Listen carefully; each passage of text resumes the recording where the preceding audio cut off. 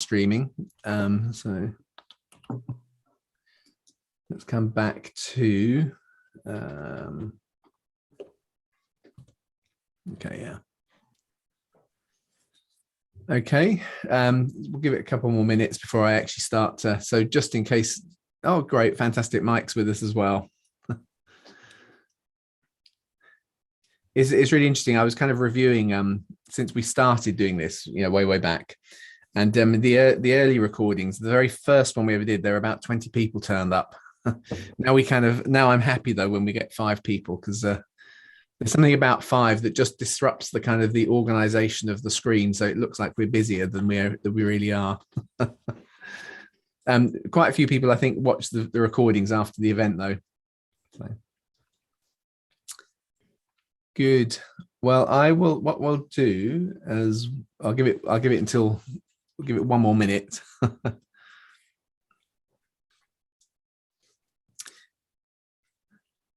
So.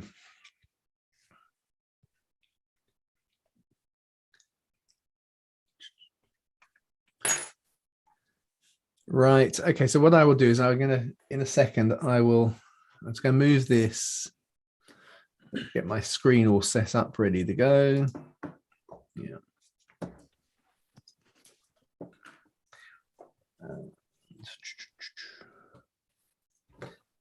So I know there'll be some people now watching on Facebook. So I'm going to hit my kind of countdown, and then we'll get into it.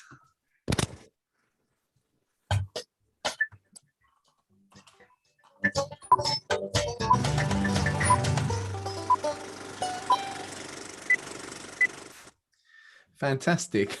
Right. So we're now into things. So there we go. Welcome. Oh no, hang on. Let's go there. There we go. Welcome. Yeah. So we're going to be looking at Matthew, the end of Matthew chapter 8. So I'm just going to pray. Yeah. Father, we always take the time, we come together, we share stories, things that we think we know. But even when we get out old things, Father, there's always this sense in which there's new things we see in them. And so, Father, I just want to pray that as we kind of take these stories, which in one sense we know so well, we take out the old, but we see the new. In Jesus' name, amen. So it's kind of interesting. I've there's a link for those who are watching on Facebook or on YouTube that you can click on if you want to join in with these a bit more thoroughly. Let's go. Yeah, I've called this the region of Legion because it is the story of the demoniac who we know as Legion. Interestingly, Matthew never calls him Legion, and as we do the story, I want to kind of try and draw out some of the details that we get from other Gospels, and then at the same time understand why Matthew's ignored some of those because of his kind of natural flow of what he's trying to get across. So it always helps just to kind of spell out again. In my understanding is that Matthew's the first gospel written, so the others have got slightly different agendas. So he just deals with the issue of the demoniac, or in actual fact, in Matthew's case, demoniacs, in the region of Decapolis. So we come into the text. So having gone to the other side, so we saw last week him getting in the boat, and we've seen him overnight calming the storm. So having come to the other side, to the region of the Gadarenes, 2 people exorcised by demons met him. So some translations will put possessed, demonized, various things, but that there is an oppression going on. They come to the region of the Gadarenes. There are 2 there, and they meet him. They're coming up from the tomb so disturbingly that no one could pass that way. And again, this is my kind of translation. I'm not a Bible translator. I work with various tools to kind of come up with these things, but I've highlighted there. This is one of these incidents. It appears in Matthew and Luke, in Matthew, Mark, and Luke. But I can remember way back when I first started to teach and preach and being trained in Ichthus. I remember my dad set us all a challenge. So we were all doing this course, this program teaching us how to preach, which was to go and compare the passages and to try and understand what was going on. Because if you compare the passages, there are slight differences and the nuances that come out. So in one sense, this is a passage that goes right back to when I first started to kind of do public teaching and preaching. And one of the things that I found that was very difficult to get my head around as we were trying to do this on our own is you read in the commentaries and so on, and they'll say, well, nobody really knows where this happened because the details that are given, when you put them all together, there's nowhere actually like this around the Sea of Galilee, you see. And that's kind of disturbing because it sounds like a made up story then. But actually, I found it was kind of useful because it helps you to actually read what's written rather than what you assume is written. And as you look at what we try and read carefully what's there, I've tried to sometimes by slightly changing your expectations in the text, I help you to see it differently. That's my way of thinking about it. So I've done that here to some degree. So that the things that you can't find around the Sea of Galilee all put together would be a place with a cliff, a place with tombs, and there was, what's the other thing? I can't remember. There were various of the geographical features, but in actual fact, the text, none of the text actually say that the tombs are there. They're just that the person involved comes out of the tombs. So it's presumably where he lives. And Matthew, you've got a kind of a sense of that coming from the tomb so disturbingly that no one could pass that way, which is a legitimate way of translating the passage. So it's not that Jesus turns up and instantly there's tombs and out comes the guy, but actually the guy is somehow associated with that location, comes out, and you kind of get the sense that this is a more descriptive of the wider process. That people want to stay away from it. That kind of they don't kind of go down those places. And then confusingly, Matthew, of course, has two people rather than one. And so because for those kind of scholarship that used to say, well, Mark was obviously written first because Mark's the shortest gospel and it's the roughest written, which is all true. Matthew is a much more elegantly written gospel. It's much more structured, very deliberately. People who say, well, Mark is written first, then say, well, so Matthew obviously has a thing with his two because he doubles up loads of times. He talks about two demoniacs. He talks about two people who are blind needing healing. And the other gospels have reduced it to one. And they kind of have various reasons as to why Matthew would do that. Is one of those kind of early things that I discovered, which is actually kind of research in terms of how people do actually publicly speak, is it's quite common when you start to tell a story to reduce details down to the things that have the most impact. So Matthew, as he tells the story, has two demoniacs or two people who are coming out of the tomb. But as time goes on, one of them becomes the focus, and actually it's kind of confusing. And so only one really gets told in the story. And as you look at the dialogue, probably only one of them would have spoken the words that have become famous with this story, "We are Legion." Although Matthew never tells us about that incident. He just says they're demonized. And so in one sense, in Luke and in Mark, the focus has come down to the person who actually speaks those words. Because their reason for presenting this story has a slightly broader connection, as we'll think about as we get there, than Matthew's does, or it's a slightly different. It has a slightly different reason why it's in the gospel, and actually the statement "We are Legion" becomes more of a hinge point for telling the story. Matthew is telling for slightly different reasons, and so he doesn't mind confusing it in one sense with the fact that there are two people there. They're both involved. Maybe one of them takes the initiative. That's not at all uncommon. If you ever worked with those who are quite obviously disturbed in a demonic sense, however you want to understand it in terms of oppression or possession, etc., etc. But it's not at all uncommon to find the hangers-on in those senses, those who are somehow messed up in a similar way, in a connected way. So it's not complicated to put the whole story together in such a way as you've got a main character who does some of the speaking, who confesses the legion, and another who is in the circle around with them, and Jesus deals with both of them. So as we kind of work through, just Matthew actually, as we go back, he refers to the region of the Gadarenes. One of the things is you find it's called something different in various gospels. So Matthew calls it the region of Gadara, and Mark calls it the region of Gerasa, and Luke the region of Gergesa, or in some manuscripts it's been changed to just Gerasa. And that was one of these kind of complex, where is this place? We know about the town of Gerasa.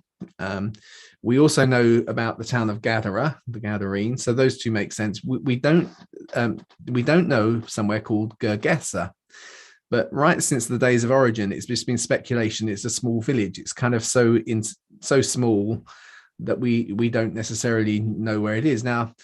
That's not at all surprising. It was only a few years back that Nazareth was actually ever found. And the only reason we ever knew of Nazareth was kind of a couple of references, but nobody knew where it was. Small villages regularly disappear.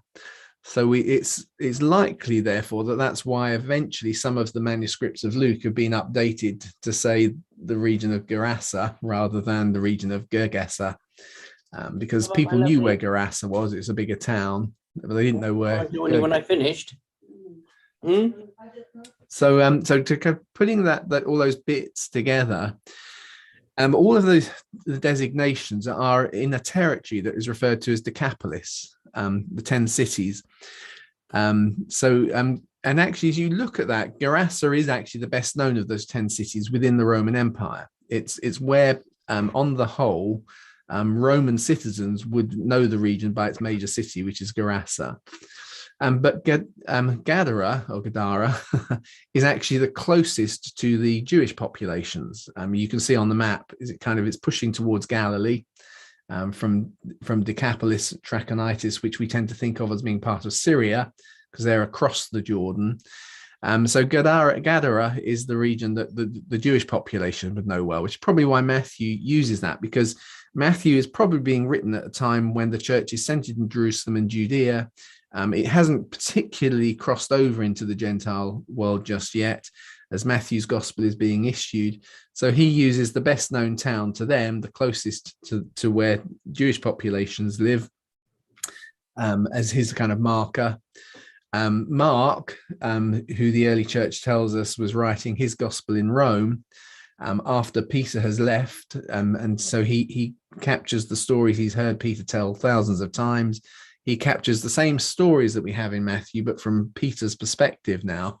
And he chooses the title of Gerasa because that is the main place that the Roman world is aware of within the town of the region called Decapolis. So it's the one that they would all know. Luke, who is, of course, someone who, as we know, is quite into the detail, may well have chosen a small village and actually kind of use that as a marker because it actually kind of ties down roughly on the coast where it is. But as time goes on, we find that actually, as people don't know that, so it just becomes the region of Gerasa for similar reason to Mark's gospel.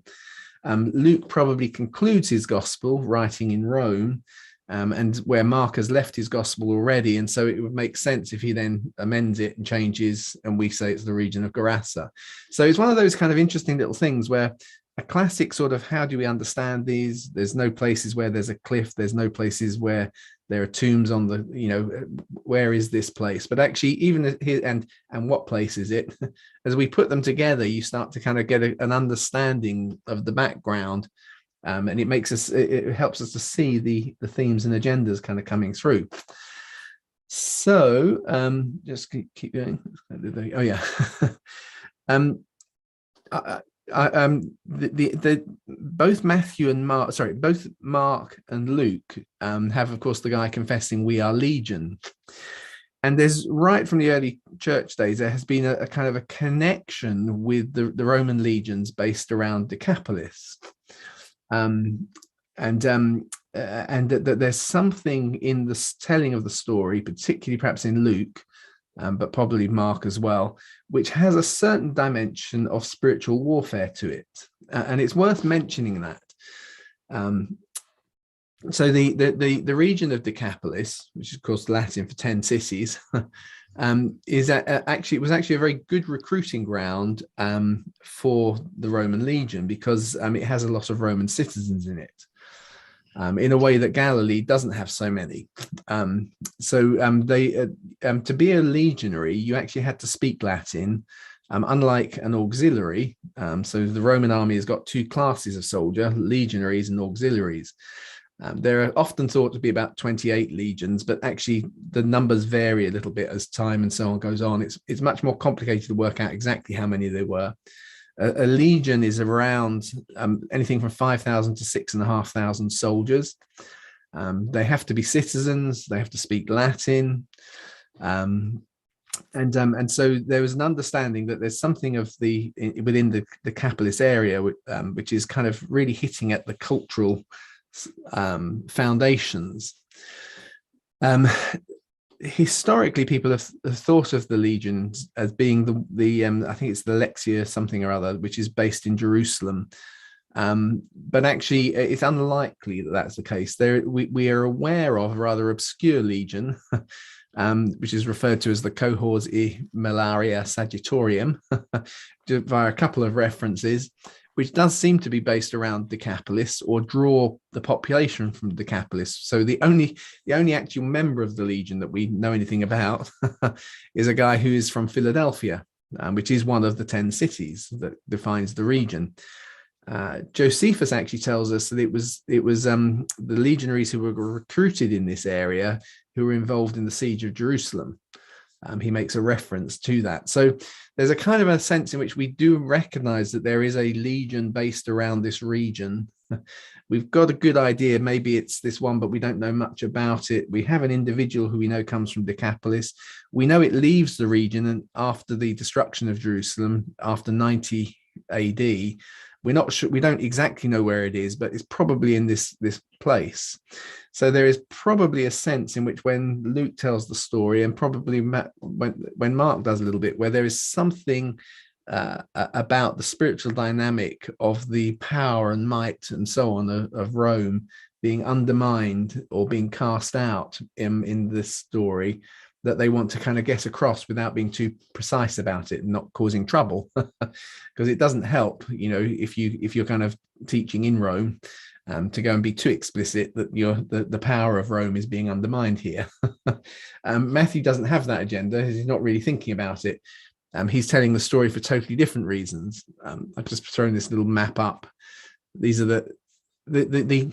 the problem with a map that says here are the 10 cities is the 10 cities probably do change a little bit over time, but given the context of the story, these are likely to be the 10 cities as they're kind of spread out.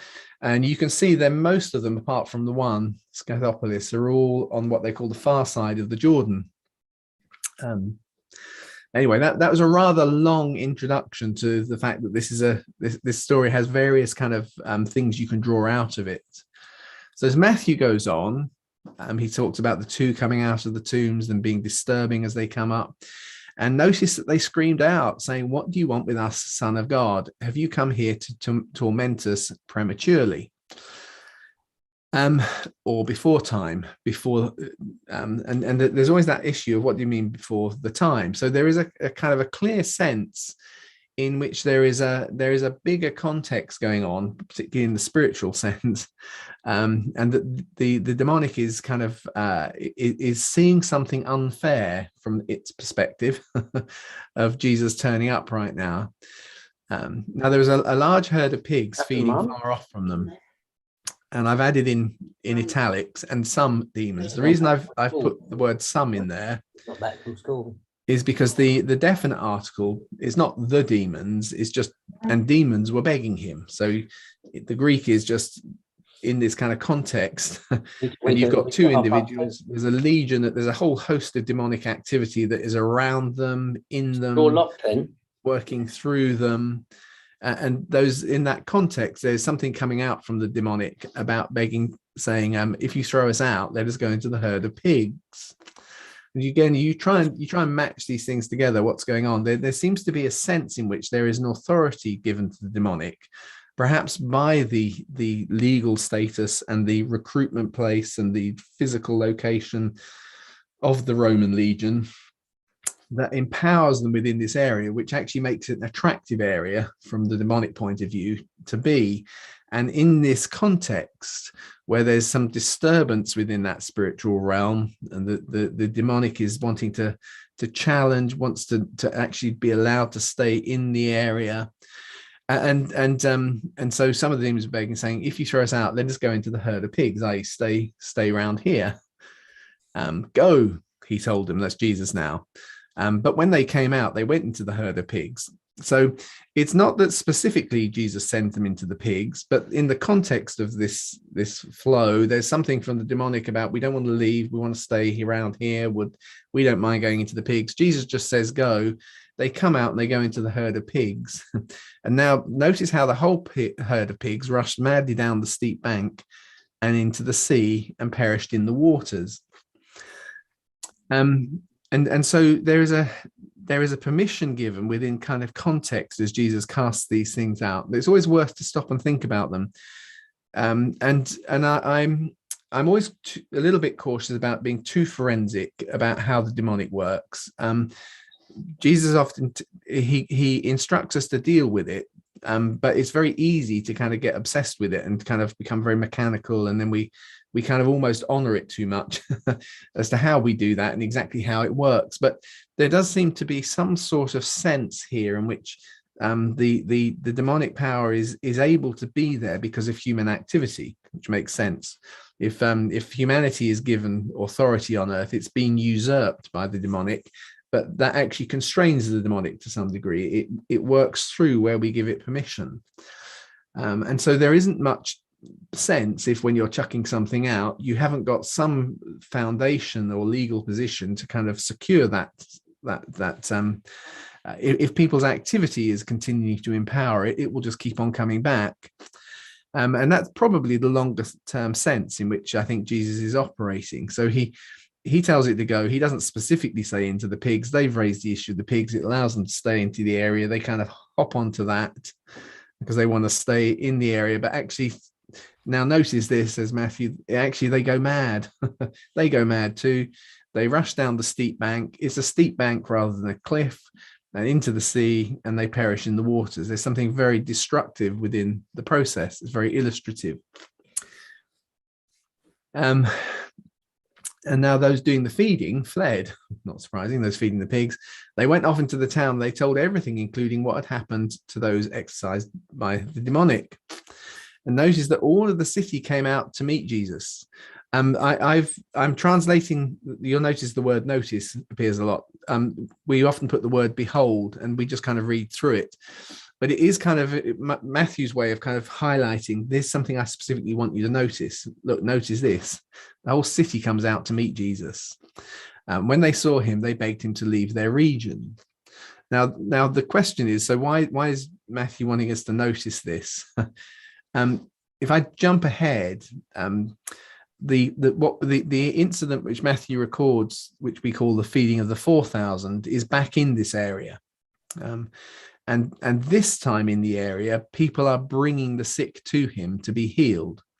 On this occasion, right at the kind of perhaps a critical turning point for the region, Jesus has come in. He's addressed something at the demonic level that is related to the wider community, and actually they are disturbed by that. And actually they find it very fearful. Everyone feels it fearful when the status quo is being turned over. And perhaps they understand something of what's going on. There are all the questions that go on in there. And this is a predominantly Gentile region. So they ask him to leave. He's there now, so I'll go back.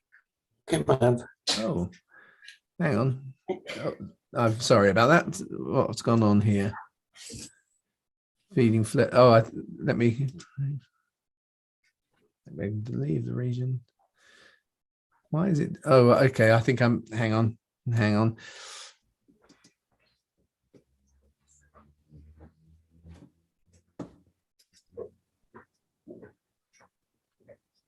No, it's going back to the beginning. Sorry, I'm messing up my something strange is going on with my PowerPoint presentation. I had a couple more slides to throw in.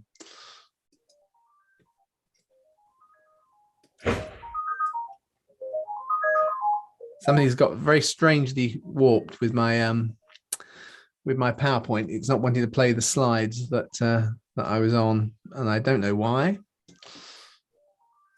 So I have to tell you what it says.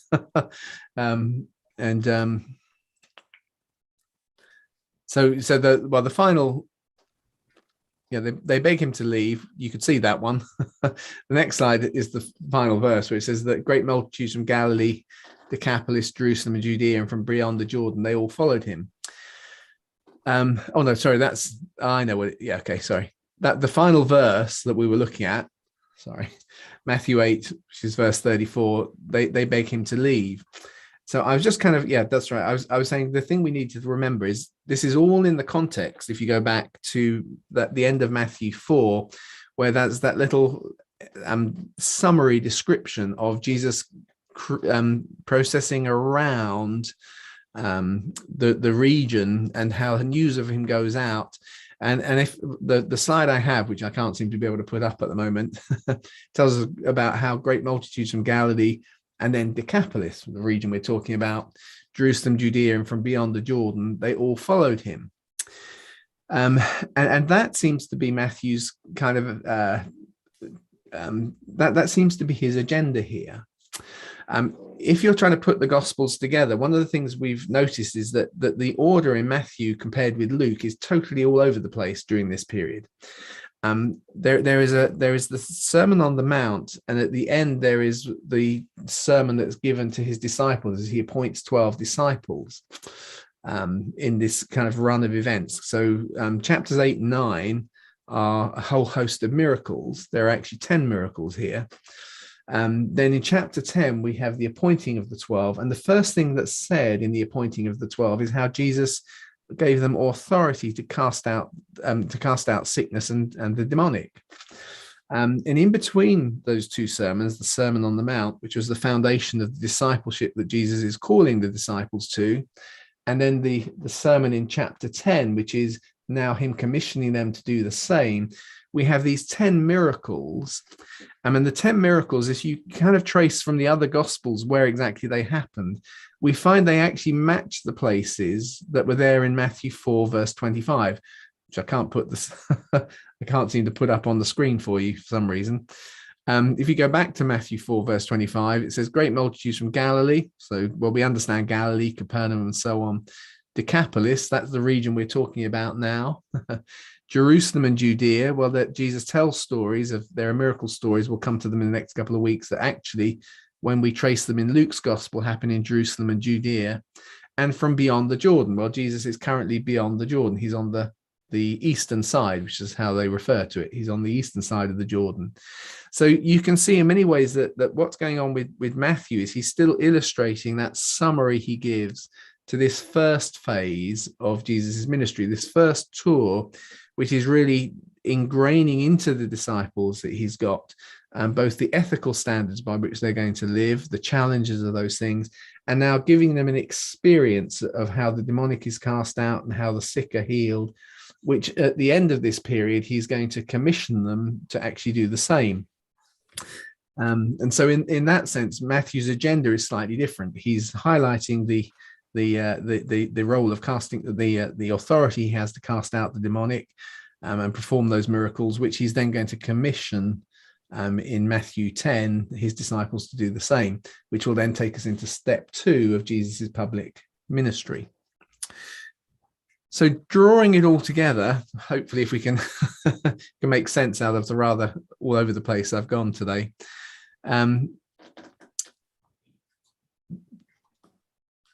There is a real impact longer term. It's not instant, which we'll hear about when we hear about the feeding of the 4,000 to this region, which at some level, this is the only time I'm aware of it, Jesus has deliberately gone out to look for and identify some sort of demonic spiritual stronghold. This is the only place. So it's not something that actually we want to advise or train people to do. I think in a kind of a simple context, it's much more the way that Jesus most of the time operates the way you see with Paul, which is you spread the gospel, you spread the good news, and occasionally you find demonic comes to you and you deal with it as you encounter it.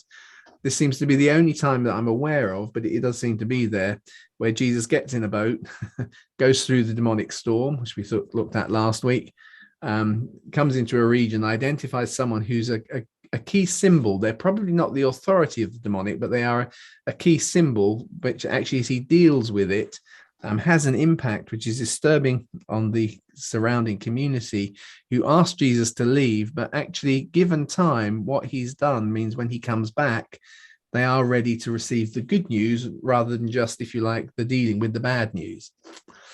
So that tends to be how I see this incident sitting there as you put all of the pieces together. In Matthew's context, it's an example of the spread of how Jesus's ministry is going out, which he's already summarized in Matthew 4, and an illustration of the things that he's going to commission the disciples to do when we get to chapter 10.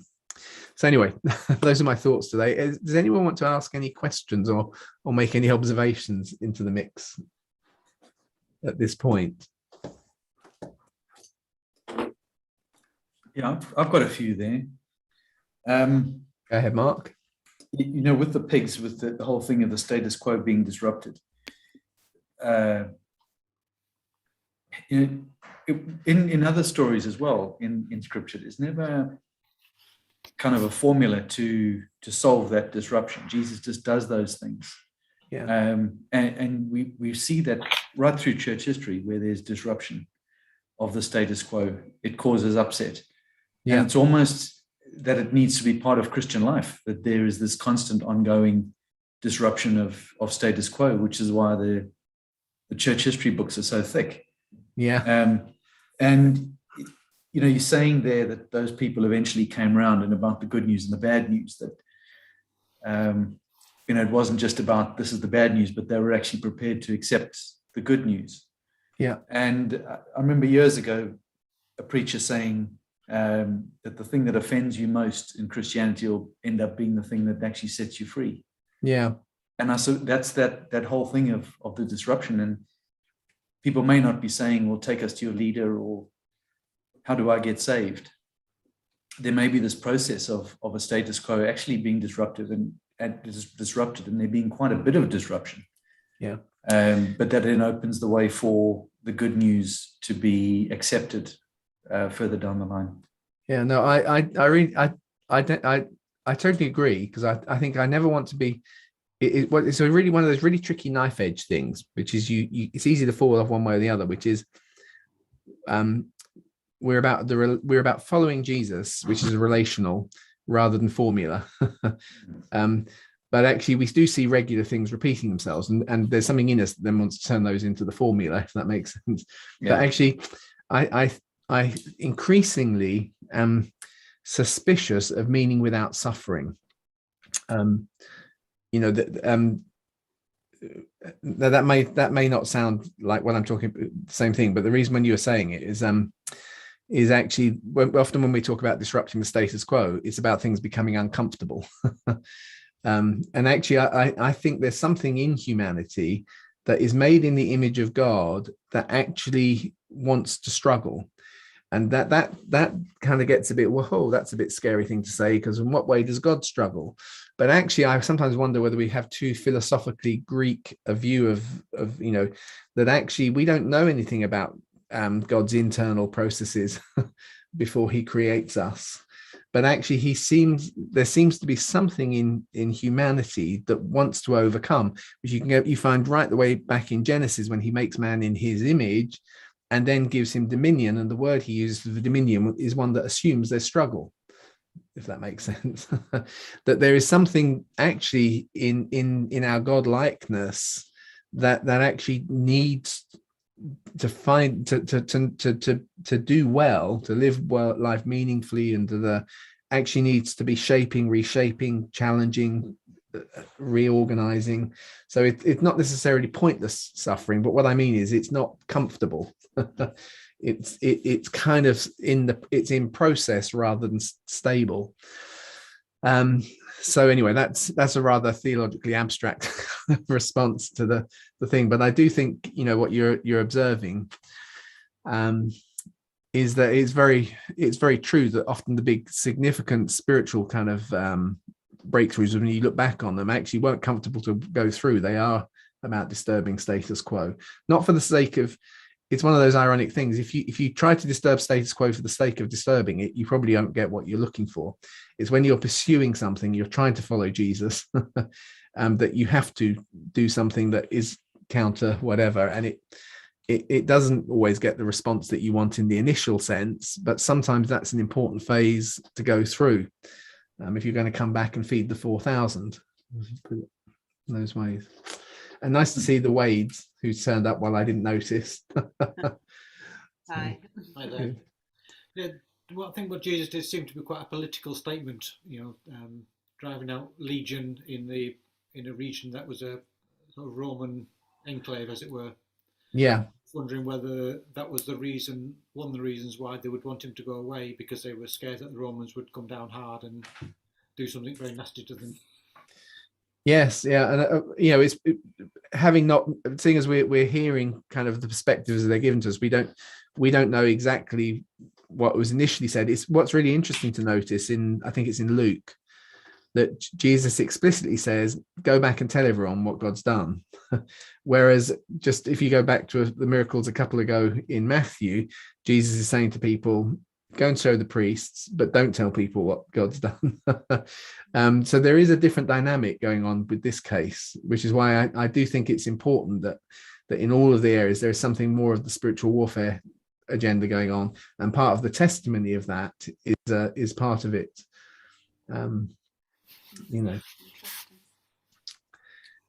Good. Christian, I do have a question, perhaps a slightly more unusual question. Why pigs? Why did Jesus say that? I mean, Jesus is the creator and all the rest of it, knowing that the pigs are going to go off the cliff and die. And why did he even have to cast them into a being? And well, as I said, that he doesn't actually cast them in any of the texts. He tells them to go.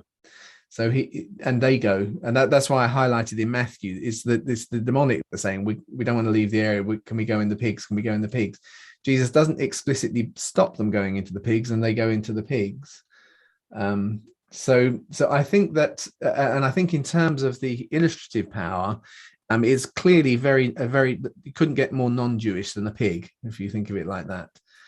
So in one sense, there is a simple sense in which this story is very illustrative of the fact that Jesus is now beginning to move from his Israeli roots into his Gentile future in that kind of a sense. And there is something, therefore, the fact that it's pigs and they kill themselves is actually demonstrating Jesus's authority into something wider. But I don't think that Jesus has a dislike hugely. He speaks in his vision to Peter about don't call unclean what God's called clean. I don't think he's got a thing where he just wanted to hurt the pigs. I don't think he explicitly. I think he casts them out of the man, and they've already raised the issue of can we go into the pigs. He's effectively, by not actively stopping them, he is implicitly allowed them to. But that's very different from kind of taking it from here and putting it in here. I don't know if that's helpful or not. But those are the kind of questions which I think are always worth playing with, particularly in your prayer life, and you kind of not where you're straining for an answer, but where you raise it with the Lord and ask him to show you things, because sometimes you see and you get a feel of some sort of level of deeper truth as you have those discussions. Is the implication then that the demonic needs to be within a living being in order to stay in the area? You see, that's probably where I start to kind of think, okay, I think there are lots of potential implications. My kind of reading of all of scriptures is that often we see the things being dealt with, but we are not given too much detail as to how those things operate. Now, you get a lot of how those things operate in the Jewish rabbinic writings, but Jesus hasn't endorsed those for us. So I think it plays into some sort of fascination with us, if that makes sense. It's kind of perhaps one of those better things to stay focused on Jesus and deal with it when it comes, than to get too clever about exactly how the authority works here and how this works. and that becomes not so much relationship as magic. So the difference between magic and whatever is the magic is about the formula, and if I do this and do that, then it hasn't got authority over me, and because I did it this way and because I pray, and that the huge amount of that sort of that non-relational magical approach to our faith goes on in Christian discussions on the internet. I'm not pointing fingers, because it's very easy to get drawn into it. So I see how easy it is to draw into that. And so rather than sit there and wag fingers, but actually, you know, so I've been following sorry, now I can get I just used the back word. But, you know, discussions about how formulaic you are in the way you pray and what order you pray, the Father, Son, and Holy Spirit, and does this make a difference, and does that make a difference? Once you get into that levels of kind of formula, you are dealing with magic, not relationship, if that makes sense. And Jesus is very gracious. He deals with it. Abraham goes to meet God in a grove. Well, that's what all the pagans do. You know, Abraham has the same pagan habits, and God meets us in them, and he can, but we mustn't confuse the fact he meets us in them for the fact that God is endorsing them, if that makes sense. And so I think that some of you find there's a huge amount of developed demonology in the intertestamental Jewish literature, and talked about by the rabbis, and naming the angels correctly. If you say it the wrong thing and you say the right thing, then it works, and so on. And that's what he's trying to save us from. Or that's when I say it's not the only thing he's saving us from, but that's something that he's released us from, that we focus on our relationship with him and we try and deal with those things out of that. I think that one of the beautiful things is that we have a God who, whether we know the magic words or the sequence of the formula, we can cry out to him in our need, and he will deal with it for us. And how he does it, well, let the theologians have an argument about that. It works. Yeah, although it's not quite the same, Stephen. I think because I take that approach. I take similar views, Stephen. That's the point. But I'm saying that, but when Jesus says to Jeremiah, when God says to Jeremiah, I'll watch over my word to perform it. I think basically what he's saying to Jeremiah is, don't get too hung up on getting the words right. Do it in the right attitude, and then I will watch over what you say, and we'll work with that. If that makes sense. That's how I read that interaction. It's kind of, Jeremiah is all, I'm only young, I don't know how to do this, I might get it wrong. And God's kind of perspective is, don't worry, you do it with the right attitude, with the right heart. I'll watch over it, and then we'll work within that. You know. There can be quite a lot of very prescriptive prayer in deliverance ministry, which is. Yeah, so I know, and this is where I'm kind of want to be cautious, because they're sometimes can be effective ministries, but what often happens is it's a very human tendency to say, I did it this way and it worked, so I'll turn that into the formula, you know. So, you know, and the way you will sometimes notice it is when even though you've gone through the thing once, you often have to repeat it, then it's becoming much more of a talisman than it really is an effective thing, if that makes sense. So, you know, I think there are lots of things in those formulaic things that you can find good spiritual biblical justification for, and probably have worked multiple times for people. But then there's something in us that wants to turn them into the formula. Write the book, copyright the technique, and sell it with videos to show people how to do it. I'm sorry that you can call me cynical. I believe those are real believers, and they've done lots of useful things because God is so gracious in all of that. But I suspect that there's more of that going on than they would care to admit. So, but the other thing with that is you see the bondage that it puts people under. So somebody gets prayed for, and the person who's come with the formula says, well, you know, this ought to be happening and that ought to be happening. And they get a phone call every few days saying, well, have you achieved this outcome by now? And a young believer or someone who's confused and believing that they haven't achieved this thing because they haven't said the magic spell in the correct order or whatever. Yeah. And I've seen that a lot, unfortunately. Yeah, put on the armor of God, you know. Yeah. And, you know, and the thing is, almost all of these things have been born out of something that has some useful things in it. So, you know, like I used that verse about, I'll watch over my word to perform it. I think the Lord meets us with grace in all of those mixes. So very often things will kind of work, but it's just I'm always a little bit suspicious of trying to reduce it to that, because watch. pardon? I suppose it's something to watch. Yeah, and not, we all will do it from time to time. It's much easier to have, to have the things we're familiar with and so on. And actually, when we talk about what does it mean to be relational, actually, I have formulas that I use when I'm talking with my wife about things. That doesn't stop it being relational, but it does mean that it's not actually the foundation of our relationship. It's just a manifestation of the moment of how our relationship is working. So I won't kind of expose us by kind of, but we have all sorts of little phrases that mean something to us in our kind of a context, the ways that I've learned to say things because I know that she'll understand them better if I say them that way. But that we can't reduce our relationship to that. And we can't formalize it either, because if we formalize it that way, it will become very stale. But we still have those moments. So we will probably have things like that in our relationship with Jesus. That's fine in it, but just don't reduce it to that, and don't make that the formula. And Good. ritual can be a good place to meet, actually, can't it? Yes, no, it can. There are patterns of doing things that do bring us something. No, and as someone who teaches the sort of psychology of stuff, there's an interesting tension within, that culture is extremely good at bringing very complex things to give them some shape and order. I'm not sure who that is. But it's recognizing its limits. So in other words, it's very useful to embed wisdom in culture. Right? And in fact, we do it in church with our children. So we tell them Bible stories, you see. So and actually that's very helpful. They internalize those stories without realizing it, and they behave the ways that those stories direct them to do. But our faith is more than just a set of Bible stories, if that makes sense. So we will forever be reinventing.